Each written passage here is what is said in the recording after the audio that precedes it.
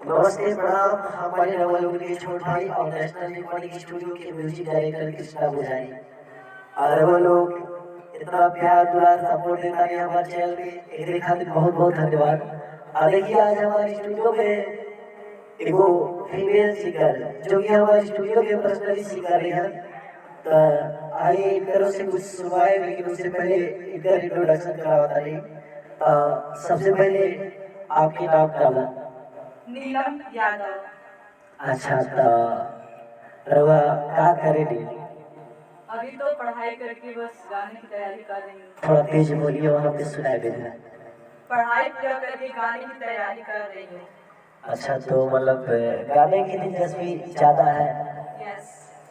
तो आपको मतलब हमारे स्टूडियो का पता किसने दिया? हमारे यहाँ के जवाहरलाल गुप्ता हैं, वही बताए थे। गाँव के स्कूल के पास है उनका घर। अच्छा, तो चलिए ठीक है। देखिए हमारे दर्शक लोग आपको देख रहे हैं और हम चाहते हैं कि आप अपने बुखार बिंदु से 2 लाइन हमारे दर्शकों को कुछ गा के सुनाइए। और देखिए इनका गाना लगातार हमारे स्टूडियो से आएगा, और अगर कोई भी सिंगर भाई मेल फीमेल गाना अगर गवाना चाहते हैं तो हमारे कॉन्टेक्ट नंबर पे संपर्क करें।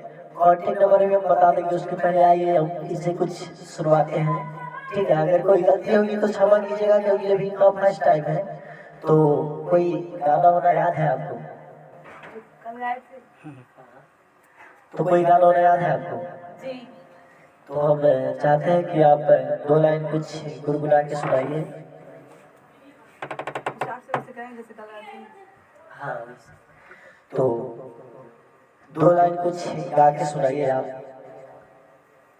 आई हो दादा कैसन फूटल हमर करम्बा, आई हो दादा कैसन फूटल हमर करम्बा, हमारा जिंदगिया में मिलल बड़का बरम्बा, हमारा जिंदगिया में मिलल बड़का बरम्बा, आई हो दादा कैसन फूटल हमर करम्बा, आई हो दादा कैसन फूटल हमर करम्बा।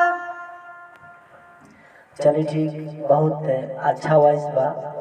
और रउआ लोग कमेंट में बताएं कि इनकर आवाज कैसा लागल है, और अगर जेके भी डुएट गाना करावे के बाद तो हमारे कॉन्टेक्ट नंबर बा 8948362956 8948362956।